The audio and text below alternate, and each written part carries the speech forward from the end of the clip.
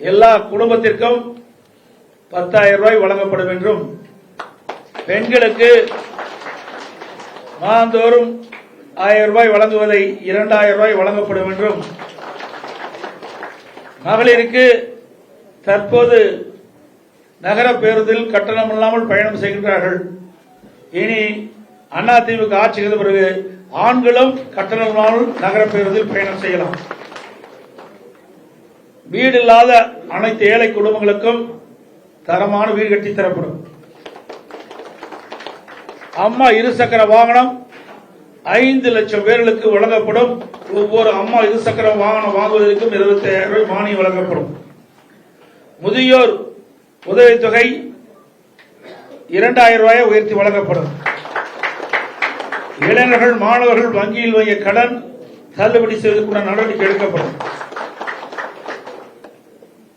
வாழ்வாதார உதவியாக ஆண்டுக்கு 3 கேஸ் சிலிண்டர் ஒவ்வொரு குடும்பத்திற்கும் வழங்கப்படும். தற்போது இல்லத்தரசின் பணிச்சுமையை குறைக்க அரிசி குடும்ப அட்டைதாரருக்கு குளிர்பதன பெட்டி ஃபிரிட்ஜ் விலையில்லாமல் வழங்கப்படும். குடும்ப அட்டைதாருக்கு தற்போது வழங்க வரும் விலையில்லா அரிசியோடு 1 கிலோ பருப்பு, 1 லிட்டர் சமையல் எண்ணெய் விலையில்லாமல் அனைத்து குடும்ப அட்டைக்கும் வழங்கப்படும்.